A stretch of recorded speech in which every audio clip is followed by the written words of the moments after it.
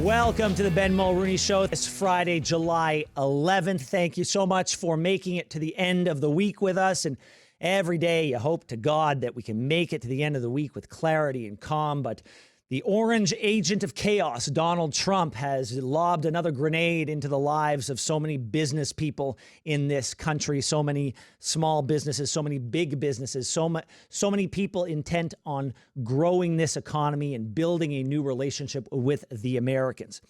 He sent an open letter to our prime minister, levying all sorts of accusations and what he was going to do to deal with his perceived grievances, in the form of a 35% tariff on the Canadian economy.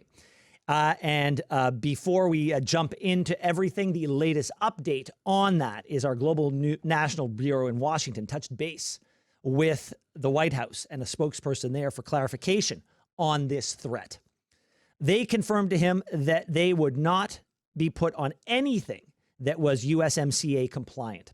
Energy and potash will also stay tariffed to 10% and won't be bumped to 35%. Not only that, and I think this is very important, the official told him that no paper had been drafted, no final decisions have been made by the president. So at this point, it's a tweet. That's all it is. It is the musing of a man who doesn't have, in a lot of meaningful ways, doesn't have an impulse control, period. Doesn't have impulse control. He thinks something, tweets it, causes chaos, and then it's up to other people to clarify and clean it up. But look, I don't think any of us knew the extent to which he would be behaving in such an irrational way on a nearly daily basis. And I don't think any of us, at least people that I know, appreciated that he would have Canada would stick in his craw the way it is. He looks at us as enemy number one. And yet, I mean, he says on one hand, we hold all the cards. We're in complete control. Then explain to us how you believe we have you over a barrel and have for years. Explain that to me. But I didn't run for prime minister. I didn't offer myself up as the solution to the problem. I didn't get elected based on the belief that I sold to the Canadian people that I'm the guy to meet the moment. That person is Mark Carney. He said as much, and let's listen. Be positive, convince Canadians that we're the right ones to manage them through this crisis. Look, if there's not a crisis, you wouldn't be seeing me. I am most useful. I'm honest. I'm most useful in crisis. I'm not that good in peacetime. Don't tell anyone, because I might, once you get through this, I'm not that good. Yeah, exactly. I'll be, Churchill. You let me know when it's 1945, and I'll be getting a tap on the shoulder and going up. But this is, it's 38. You know what it is? It's 1938. And the question is, do you appease these guys? Yeah. Never. Like Chamberlain? Never. Exactly. You stand up. That's what gets you through it. The comparisons to Churchill, they may be apt. You're not supposed to make them yourself. If somebody makes it and somebody chants you're Churchill, you should say, that will be for history to decide. You leaned in, man. You leaned in. You said, yep. And he essentially said that the choice is between Canada picking Churchill or Neville Chamberlain, the guy who appeased Hitler, and the implication is that Pierre Poilievre would be that guy, or Churchill, who said that we were going to fight them in the air and on the beaches and everywhere.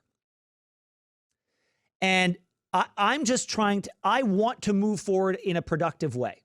I want to get to a place where we're not talking about these squabbles.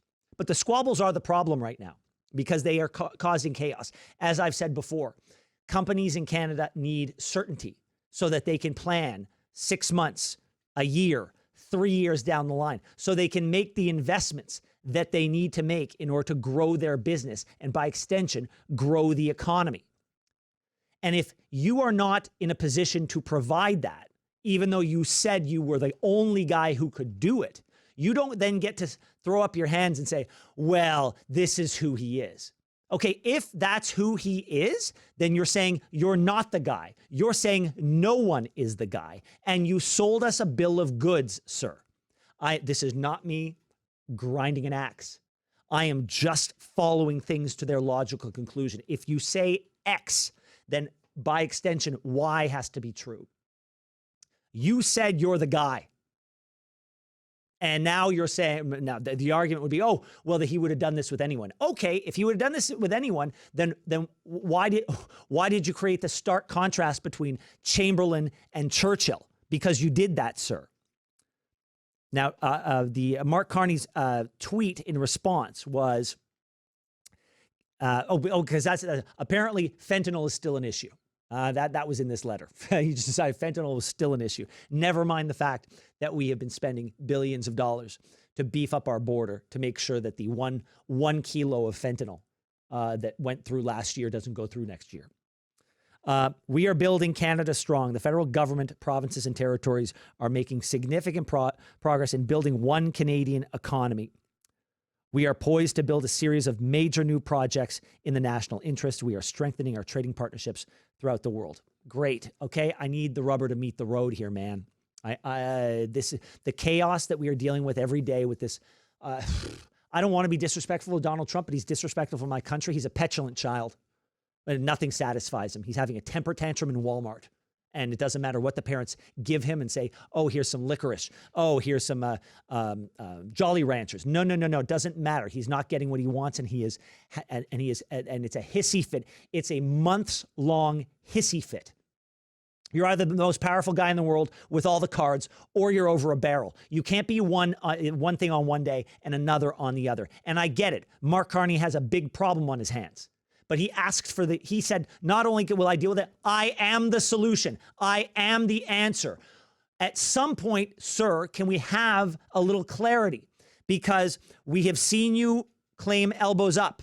We have seen you flatter him. We have seen you be fawning. We have seen you call him transformational.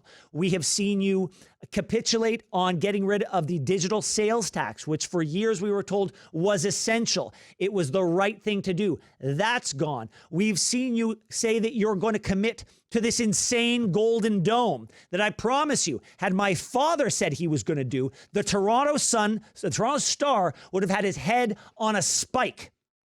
They would have said, look at you. Look, my dad was called a bootlicker for singing When Irish Eyes Are Smiling on St. Patrick's Day with the Prime Minister, with the President of the United States. You said you're going to get engaged in this nonsensical golden dome. You also did the right thing by doing what should have been done generations ago and committing Canada to 2% of our GDP to the military with a promise to get to us to 5%. You've added billions of dollars to our border security and our Arctic sovereignty. You've done everything this guy wants. I have not seen elbow. I freaking hate elbows up. I wish that expression had never been existed, but it exists, so I'm going to use it. You have demonstrated a willingness to do anything at any point to placate this man, and it hasn't worked. That's not Churchillian. It's not. And at some point, accountability. We need an answer to this, sir. What are we doing here? We're following the bouncing ball and it's going everywhere. That's not a plan. It's not a plan. I don't think I am being overly harsh, and I don't think I'm being overly critical. You sold us on a vision of calm, of steady, of getting us to a better place. And this guy's not playing ball. He's not playing ball. And there are a lot of people out there who are going to make allowances for you and who are going to say that anything you do, whether it's contradictory to the last thing you did or not, is proof that what you're doing is working. I'm not going to be one of those guys. I am going to celebrate you when you do something right, and I'm going to call you out when you do the opposite of what you said you were going to do. And I think we're living in that moment right now.